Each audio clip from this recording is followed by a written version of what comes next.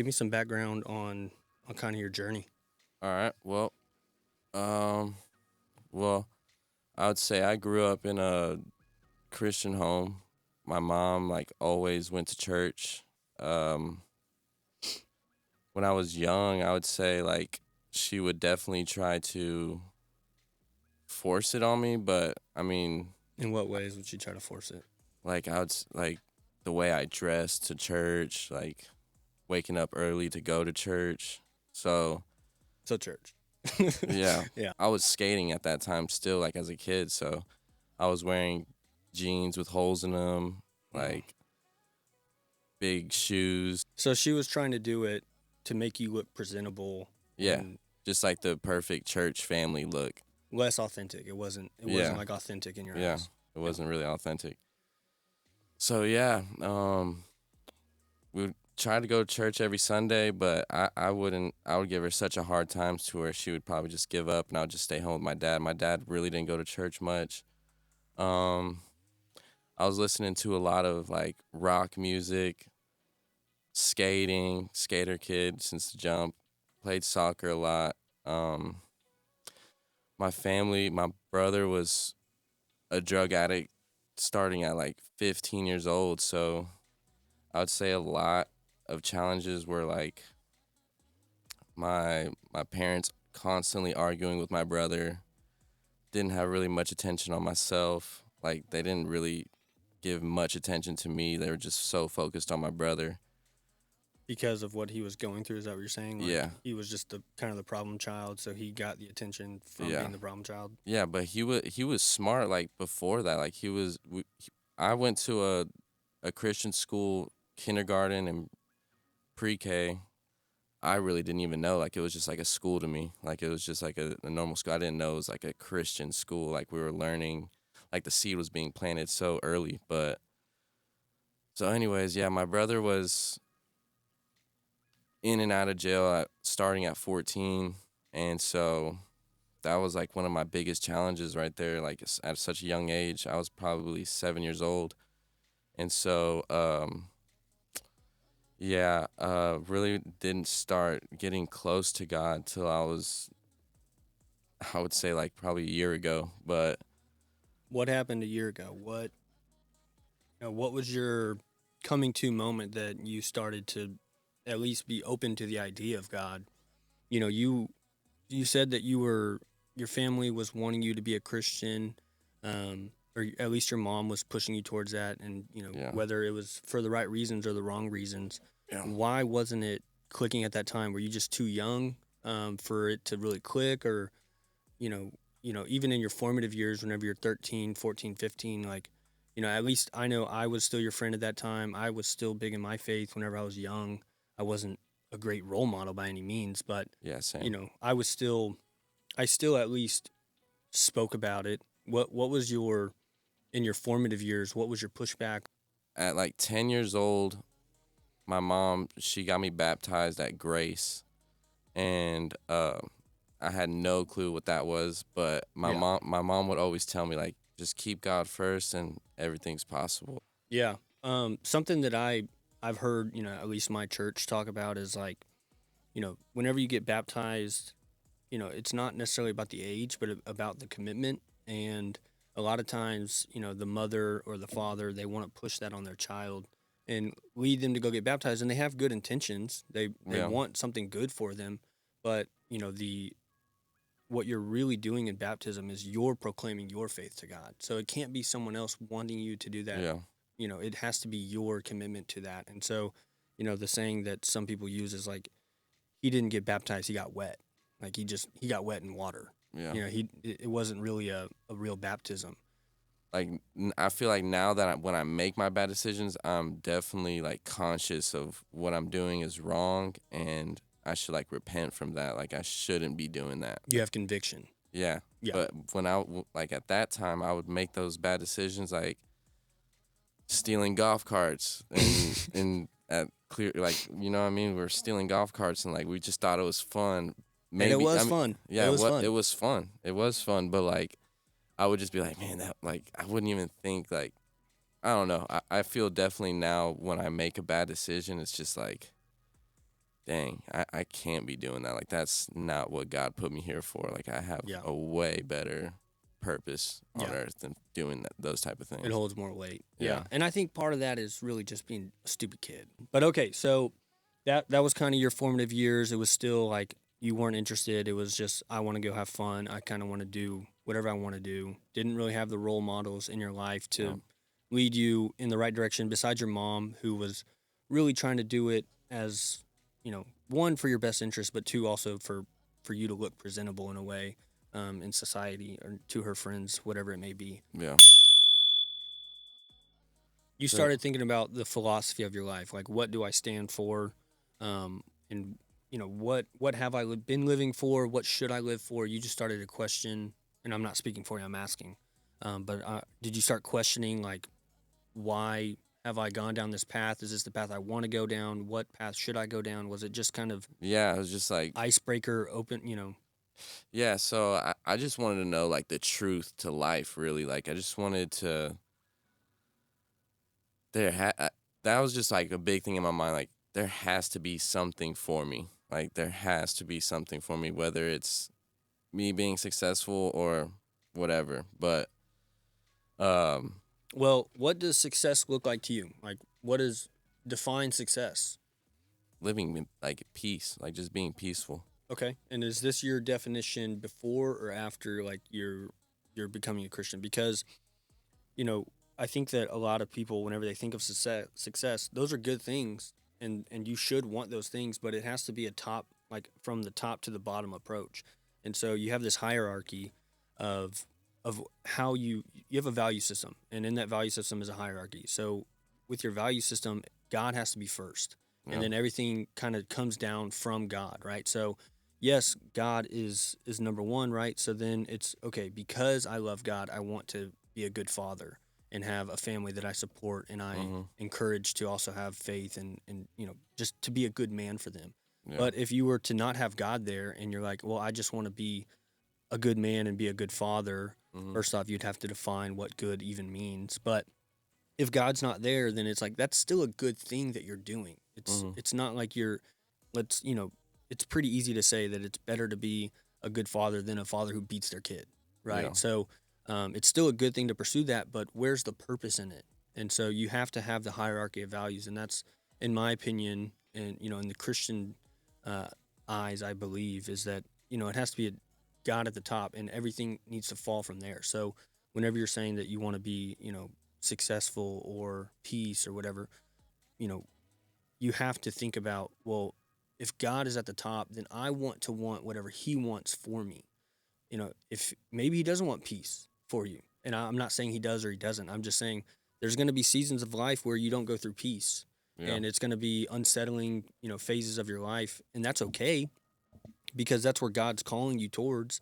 But you find lessons through that. Like in my life, I've come to find that the times that I grow the most Just when you're down. is whenever I'm down, and those Yeah. aren't peaceful times. So God, at least in my life, has shown me like I'm not here for you to just have peace. I'm here for you to grow closer to me, Yeah. and I'm gonna use whatever means I have planned to use. And you don't really have a say in that, but you need to want what I want for your life. Like Yeah. He's just trying to align me with Him. So, um, you know, I just wanted to touch on that as you're saying like what you want in your life. Well, it has to be a top down approach from like I want my relationship with God first, and that's over your wife, that's over your kids, that's over your whatever it is. Yeah. It's God first. Can you give some examples of what you've stepped away from? Well, I'd say most recently is like my relationship. We took a little break. Why? What led you to take a break?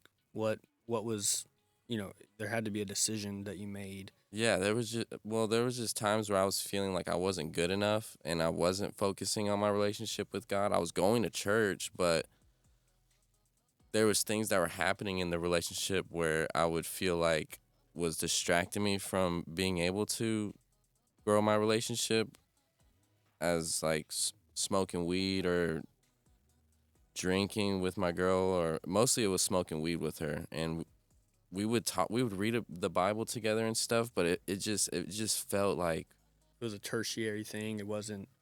Yeah, it just, I mean, she had faith, and I felt like there was a moment during our relationship where like my faith just, it wasn't like a divine intervention type of moment, but well, maybe maybe it was, but my faith just like shot through the roof, and I felt like we just weren't equaling up. Like it just didn't feel like, Yeah, you weren't equally yoked. yeah, it just felt There we was an imbalance there yeah. on what how you were wanting to commit your life to God versus where you saw her committing her life to God. Like she wasn't on the same page as you, or at least the same pace as you. Is that what you're alluding to?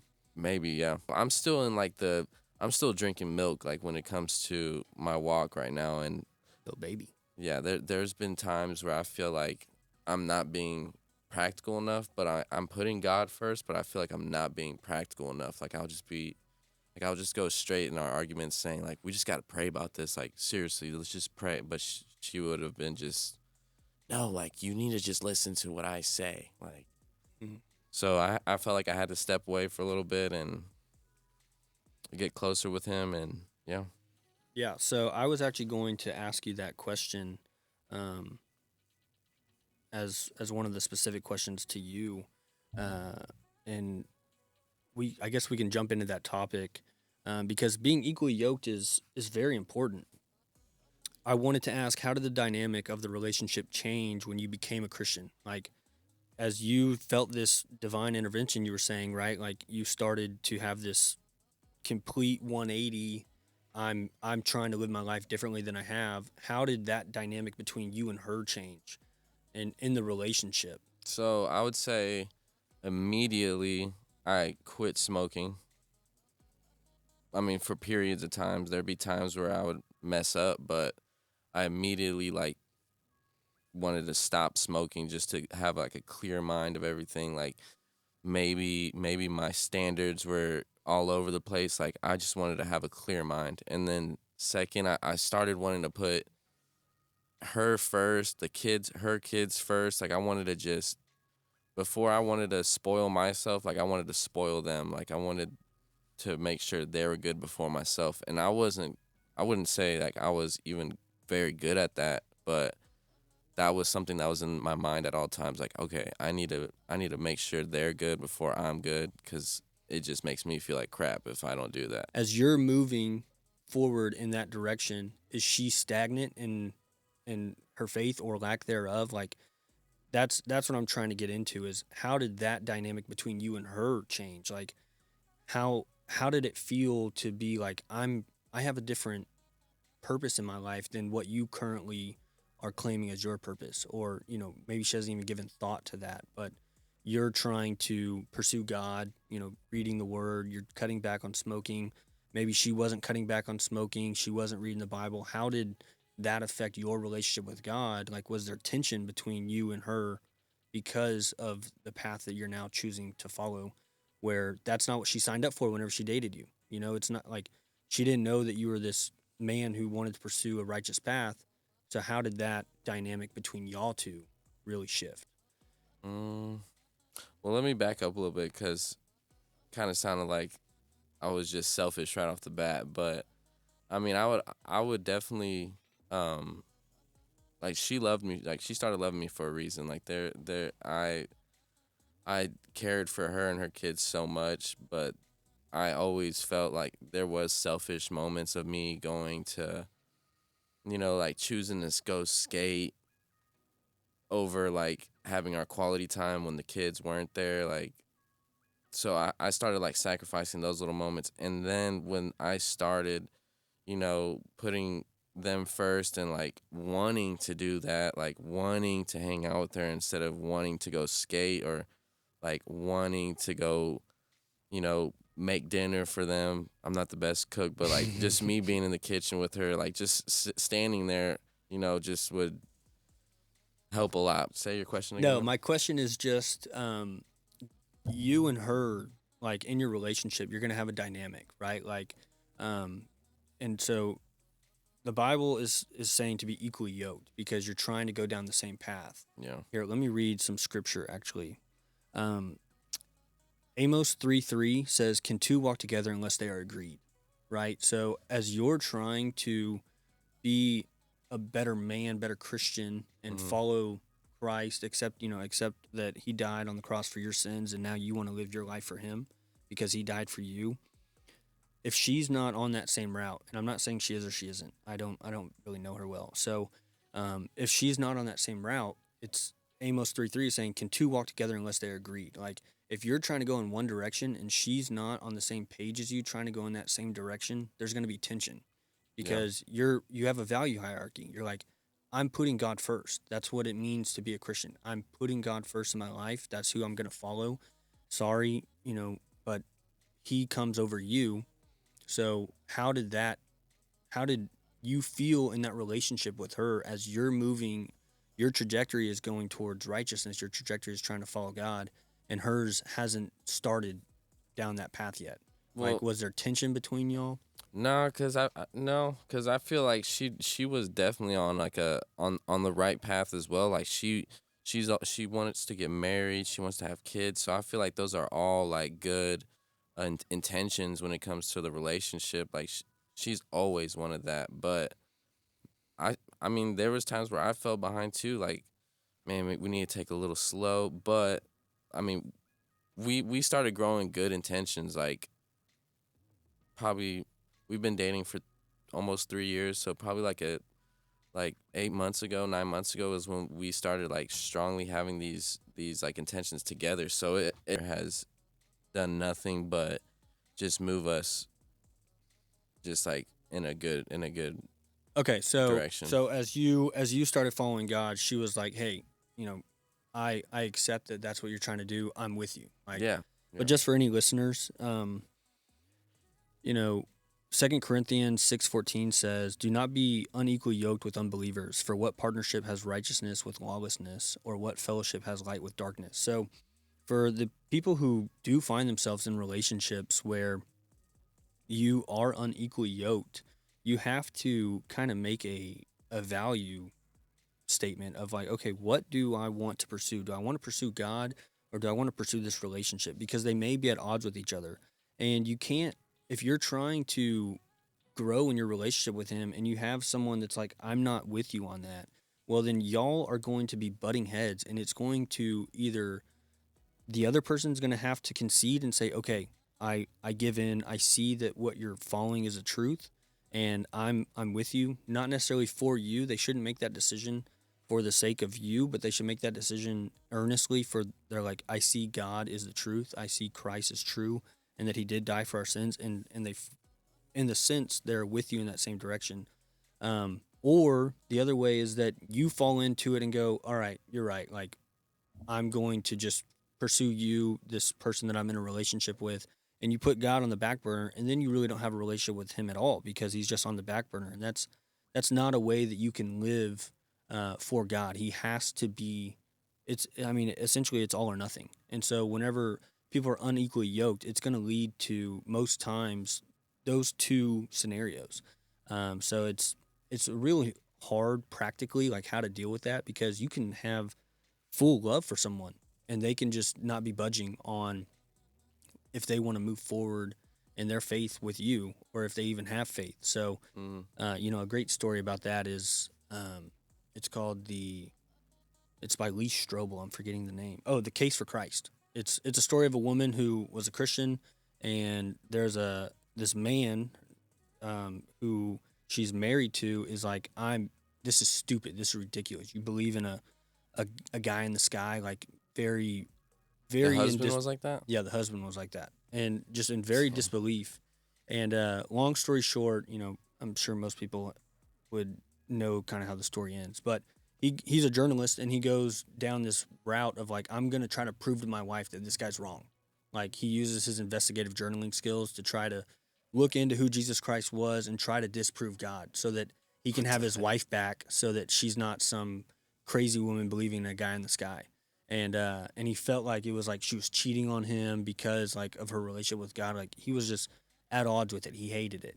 And so he goes down this whole investigation on God, and all the evidence starts showing that no, Jesus Christ was a real figure that lived, that He died for our sins. There's historical evidence the biblical evidence is a historical book. Like everything was lining up scientifically, historically, and just experientially. That's And crazy. so he ended up at the end of the book, he ended up giving in.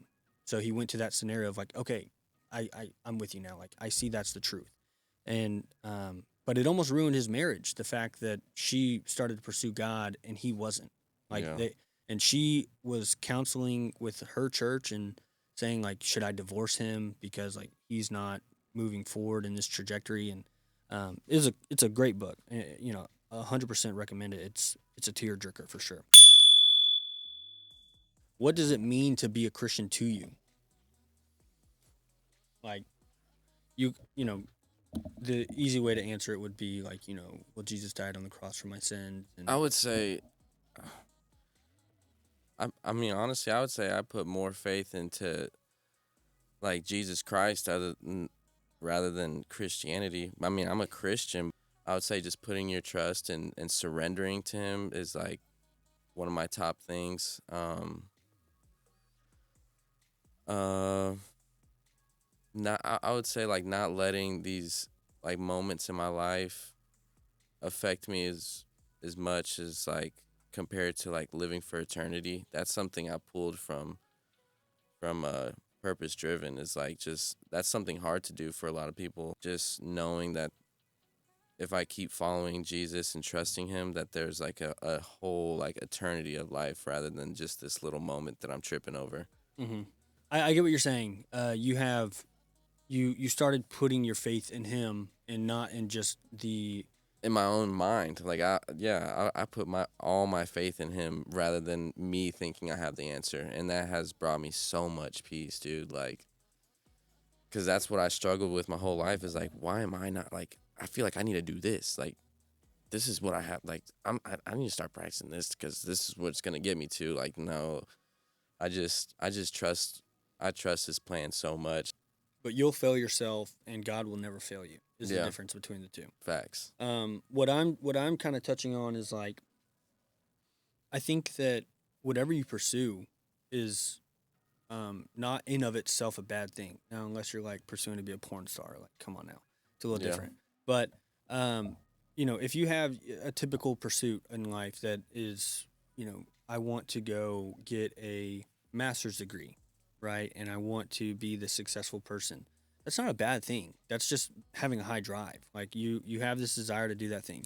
Now, if you're doing it and saying I'm gonna do it all, this is all me. Like you're not giving any glory to Being God too through that. prideful in it. Yeah, if you're doing it for yourself, Yeah. then I think you're going down the wrong path. Even though you're doing something that's good in of itself, you're Well, what if like someone out there is saying, I'm gonna do this myself to help people? yeah, in of itself, it's a good thing. But Yeah. what eternal significance does it have?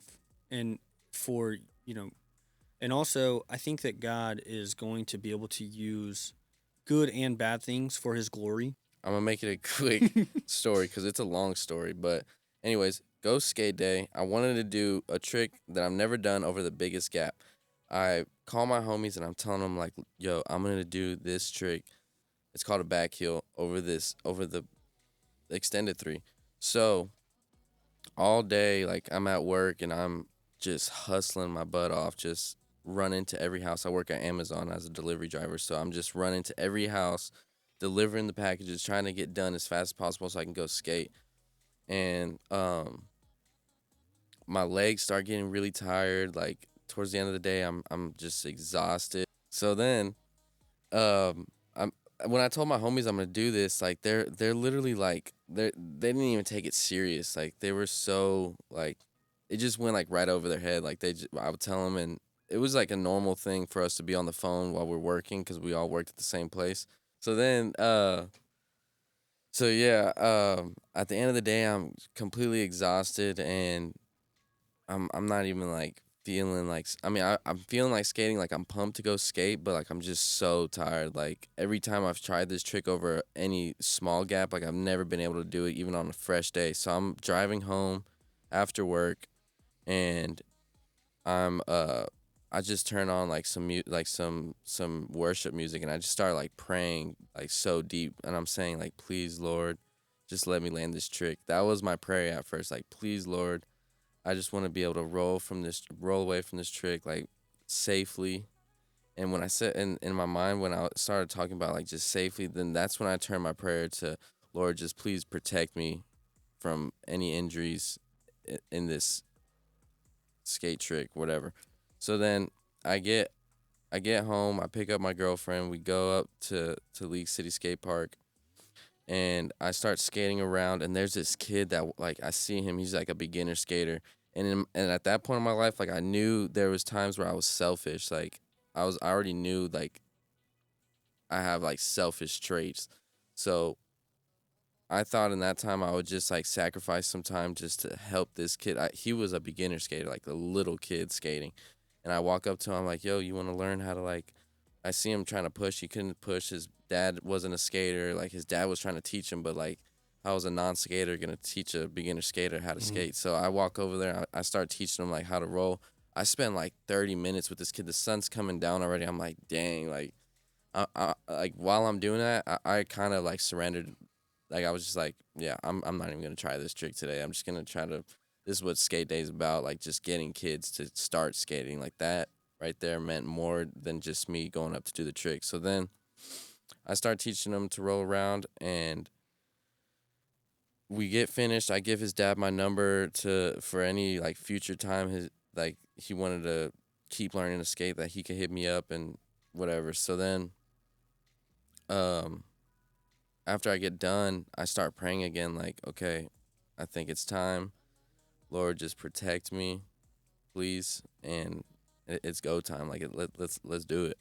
So then I go up, and my homies they see me like going up this long 3 block to try the trick that I was planning on doing, and I give it one shot down, and it not even close. The second time, not even close, and just to fill you in, like every time I've tried this, it's taken me over 100 tries, like just at the same spot, just hundreds of tries, like in one day. Like like I swear.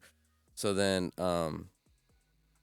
my third try, I give it like I tell myself in my mind, all right, let's just send it right here. I give it a good flick, and I kind of stick it with one foot, and it wasn't even that close. And so then my buddy saw that like I flipped it and I got like my body rotation good, and he was like, "Oh dang, like that was I guess close enough for me to start filming." So he came out with his camera, and I see him come out with the camera. I'm like, "Oh man, like now I got to really try the pressures on."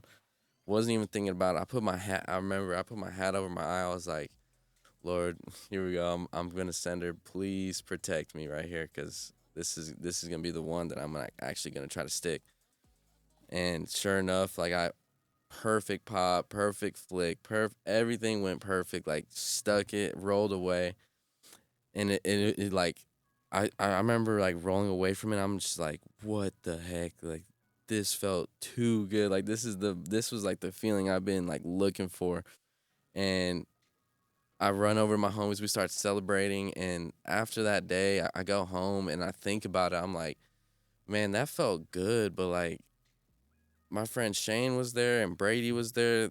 I know they had like a seed planted in them, but I just felt like it was so much more for them to see it than for me. Like the feeling of me rolling away. Like I know they knew I was praying about it. Like I don't know, it just felt like so much better for them to see it rather than like the feeling I got from landing it. Like yeah, it felt like amazing rolling away, but I know for a fact like they knew I was praying about it like so deeply about it, and for them to see that, I felt like even like just watered their seed, bro. Like straight up, like just made their like from that day on. Actually, Shane, that's when Shane started going to Bible study and started sending me Bible verses every time. Like it was just so crazy. Like how big that moment was for the people that saw it more than myself. Yeah, and I think you're touching on something that is really important in people's lives, which is like the way you live. It people should, whenever they see you and the way that you live, people should see Christ through you. Like, and so, the way that you're placing your faith in God and you're praying to Him, trying to, um, trying to accomplish that trick, trying to land it, trying to do it, and you have a community of people around you who, whether they're Christian or not, they're seeing you commit your life to God in a way of like, hey, my faith is in you, whether I land this trick or not, like it's in you. Completely surrendered. Yeah, and then they see you go and land that trick. To them, it's gonna look like, oh my God, like God's with this guy. Like, Yeah. especially if it's a trick that you've tried 100 times, never landed, and then all of a sudden you get it on your fifth or sixth try. And look, I'm not a skater, so I wouldn't have been moved by that. I would have been like, oh, this guy's athletic. But No, like, but the thing is, dude, I if you were there, you would have felt the energy. I promise. Like everyone, like it was crazy how everyone like kind of stopped skating for a little bit and like look like it was, bro. I'm telling you, if you were there, you would have kind of felt it too. I promise. Like even like the parents that were there with their kids, like were just like, what just happened? Like it was like it just was executed so perfect to where, like I'm not even trying to boost myself, but it looked like I was pro. Like it was crazy. wow. It was insane, and I knew like instantly that it wasn't me. Like that powered that it had to been something else. So tell me about the skate ministry. How did that start? I know you're not like the leader of it. Yeah. But just, how did you get introduced to it? What does it stand for? And I just want to hear kind of about that because I think it's, even if it's not skaters listening, I just think it's a cool way for them to frame their life to go like, well, what are my interests? How can I serve other people by just trying to include God in my interests, whether that's basketball or baseball or whatever it is? How can I do something similar to what's going on in the skate ministry? Yeah, so the skate ministry, it's called FTL. It stands for the love. And these guys, they would go around to different skate parks and they would hold like different skate events, whether it's just like a game of skate or like skate like a full skate competition. So these guys and they're also just like locals too. Like they're just local guys that come and skate the skate park normally. So yeah, they would have these events and I knew a few of them already just from skating at the skate park. And talking to them like now, they would get so much crap from the skate community just because like I guess skaters have that stereotype of just like rock on, like you know what I mean, like just like Satan. yeah, just like a terrible stereotype. Yeah, so they also have Bible studies. They have the skate competitions and then they would have Bible studies on Mondays. So I decided just to show up to one of the Bible studies.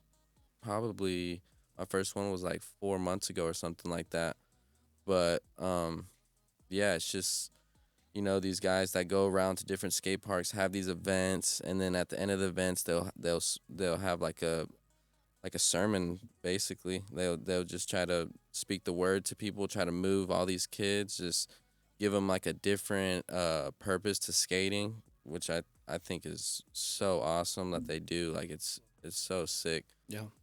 But yeah, and today like to this day they're still doing it. Like they're still going to different parks, holding these events. They're just doing nothing but growing too. Like it's becoming such a big thing. They're collabing with different skate companies, but yeah, the Bible study has been such a big thing in my life. Like that I look forward to like every week. Changed from Mondays to Fridays, but yeah, it's just I love just the whole group. They're some of my best friends now, and Yeah. I think one of the coolest things about it, in my opinion, and maybe this isn't for all hobbies, but I think that skaters, whether it's a stereotype or not, are at least viewed as misfits, right? Like yeah, they're a little rough on the edges, and like you said, they have poor stereotypes. They're not typically perceived as Christians. yeah, And so, if you are a Christian and that's your hobby, then you don't really have any community in your hobby because typically the people you're skating with aren't Christians. So mm, it's it's hard to speak about your faith whenever everyone else is kind of anti your faith. It's there's an uh, anti-establishment kind of culture within the skate community, and so you typically wouldn't see that as something that skaters would be attracted to. But it's so awesome that they've been successful in their Yeah, they outreach. Like, weren't. They weren't at first like that. At first, they were getting like people would look at him weird. Like for real. Like I wouldn't say I was one of them, but I definitely was just like not even paying attention to it. Like I was just who are these Jesus freaks? not even that. I don't really. I never really like judge people like that, but I'll just be like, all right, like that's cool. I'm gonna let him do the thing. I'm just gonna come over here and skate real quick. Like Yeah. so, but there's definitely people that judged him like that. Like these guys need to get out of here. And I don't know. I never Yeah. was that type of person, but I But just for the didn't pay guys who attention to it. didn't judge him, I think what I was getting at is like the awesome part is that you now have a way to find community. Like I think one of the most important um, ways to continue in your faith, to continue growing in your faith with God, is through community. Like you need to have people around you who support you in your growth, in your trajectory, in regards to your relationship with God. And so, if you're a skater and typically you wouldn't find that community, and now all of a sudden you have other skaters around you who are moving in that direction, or even opening doors for you to see maybe there's a different direction to go in than the traditional, like just hardcore punk kind of idea that a skater typically is. And so now they're able to meet with other people on the same wavelength as them, doing the same hobby as them. Yeah. So they're already friends, and now they have a deeper purpose of like, but we're also brothers. It's through Christ, we're brothers. So I just think that it's awesome that they're at their core they're providing community for skaters to have Christian brothers. Facts. Yeah, Yeah. that's awesome. Is this something that you think that you'll start like being more involved in the sense of maybe like serving, or you said they give sermons or sermon adjacent at the end of skate Yeah. events? Is this something you see yourself getting? Yeah. But just sometimes like I feel like I'm not like qualified to do to do. Expand on that. What do you think it I means don't to know. be Like qualified? I mean, I guess the people at home could just tell like I don't really have that much of like a vocabulary. Like I'm not good at speaking, but I mean that's something I want to work on is like being able to articulate myself better. But Yeah, and that's a good thing to work towards. But at the same time, it's like whenever you start to open yourself up to the idea of doing that, God starts talking through you. Like that. yeah, That's the ultimate goal, anyways. Is God use me and just let me be a tool. You speak through me. how do you know Yeah, when God's calling that's you to do something? that's very situational. Like, and it's something that I can't say what the way I feel it is going to be the way you feel it. Like, Mhm. the way God calls you is going to be different, right? Like, um, for example, like this podcast, I felt God was calling me to do this podcast from 2 years ago, and I never accepted it. I got out of, or I got in my own way of like, no one would listen to that. That's a stupid, like, I'm not that knowledgeable. I don't have the best vocabulary, like you were saying earlier. Like I was getting in my own head. So typically, the way I see the way God's calling me is, what am I trying to avoid? Is a good indicator. It's a good compass. It's like trying to avoid for the wrong reasons, not for the right reasons. Like trying to avoid being an alcoholic is probably a good thing.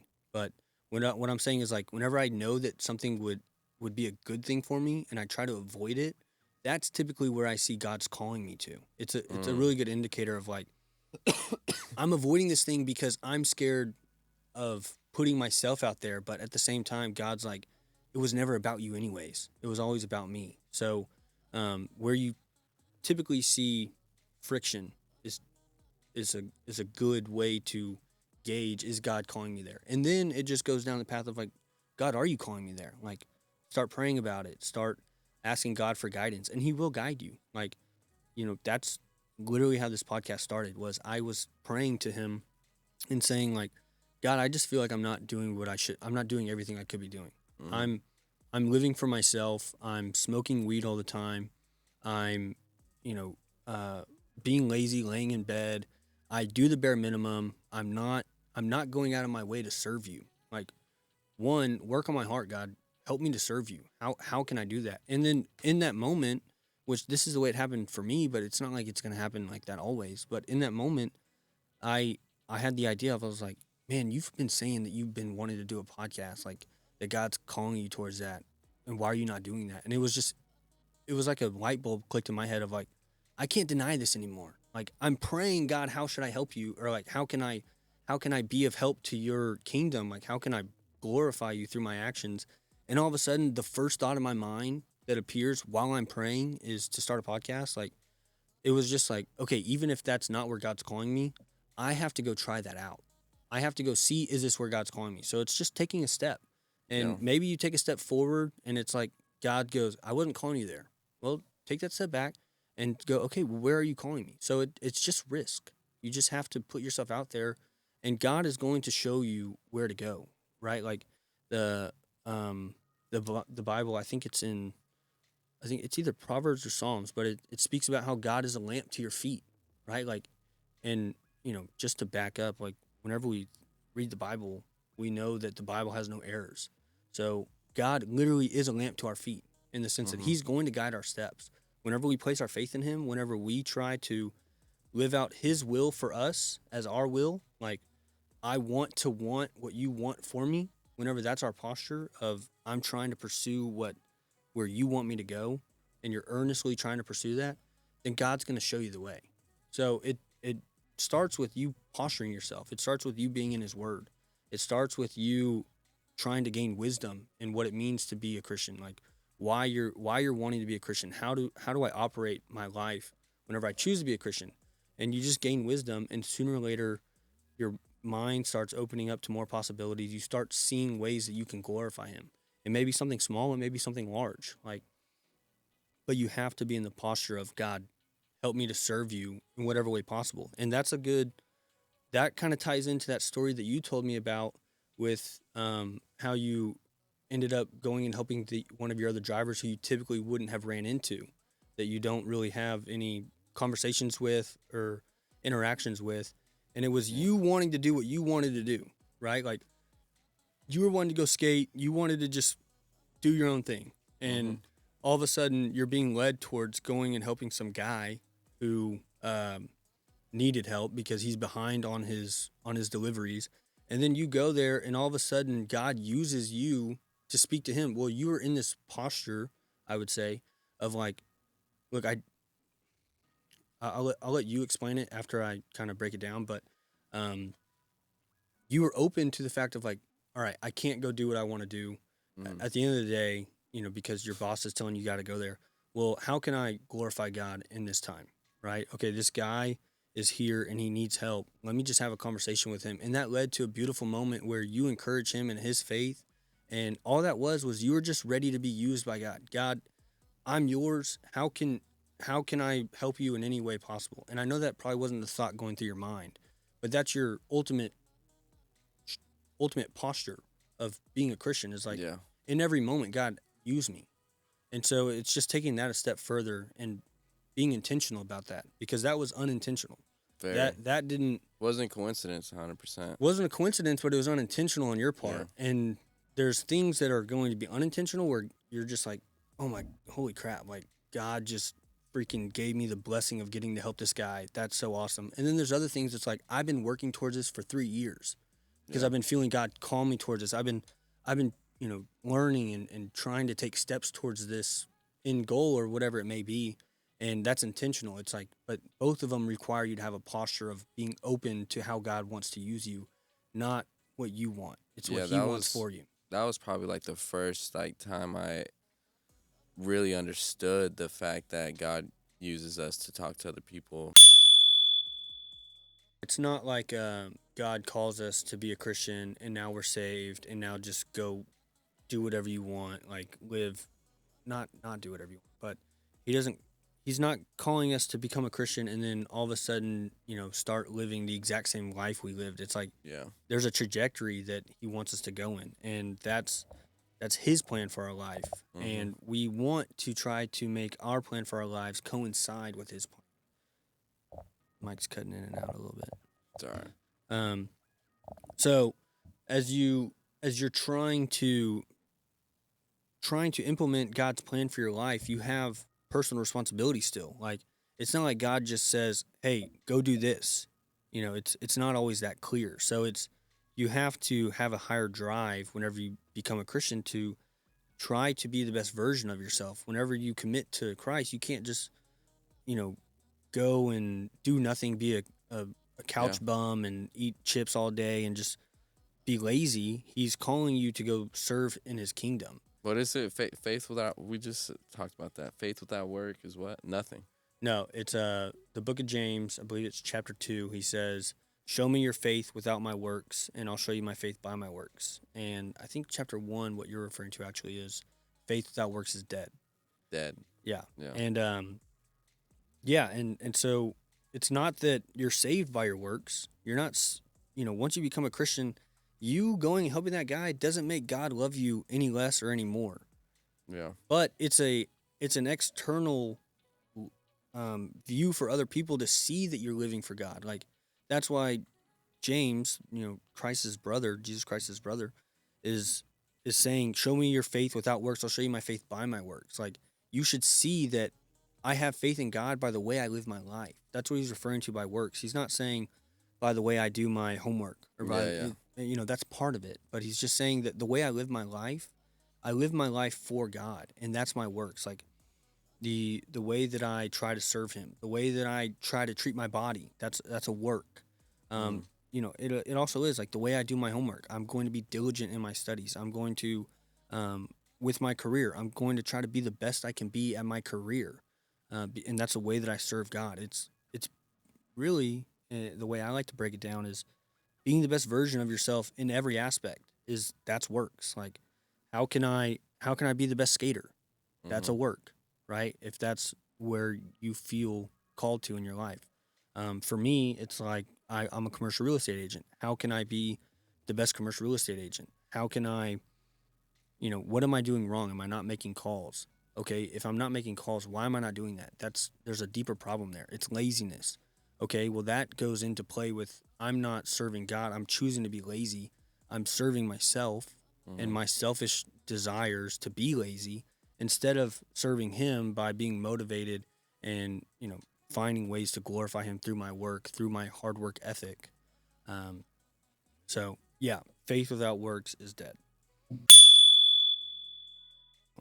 Yeah, see, that's something I've always thought about. It's just like being like applicable to be like a preacher to someone, or because there's just so many times where I feel like I don't have the right words, but like even when people speak to me, they find stuff out about themselves, but I don't know.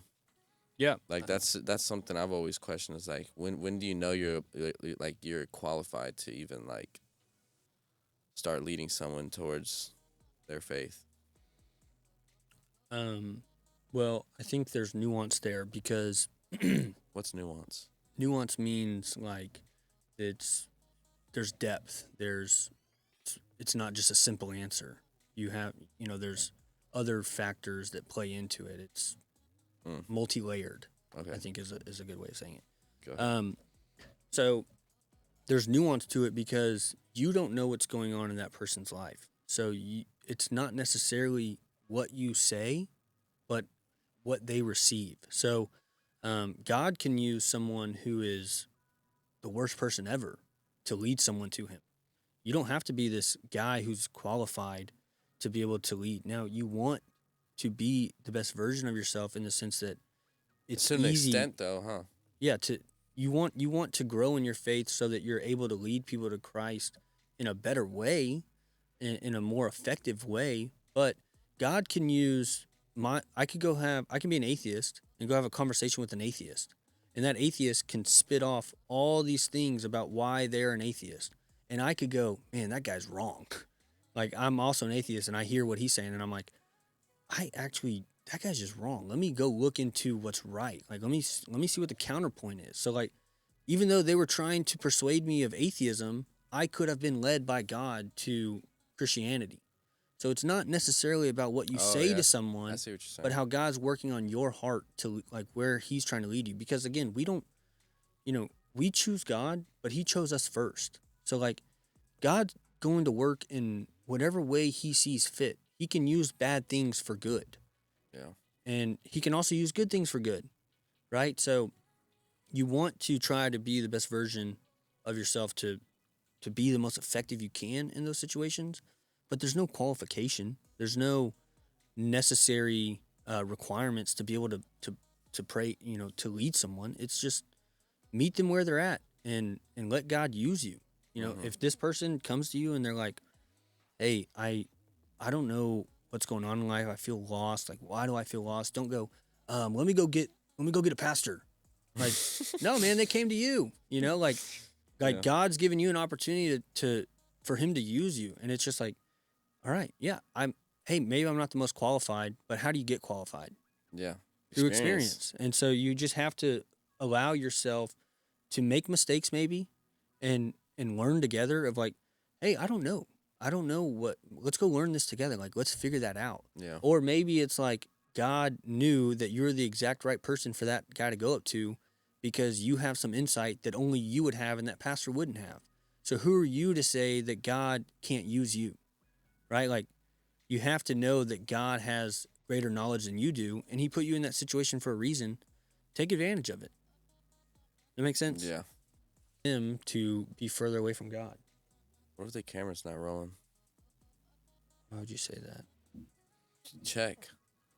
You check. Anyways, this was really just an attempt to kind of create a podcast where we could open up real conversation about what's going on in the lives of individuals and how God has kind of shown them or revealed himself to them and what they've gone through that has led them to make a commitment to him and just be able to extract any wisdom from their life experience for listeners to apply to their own lives.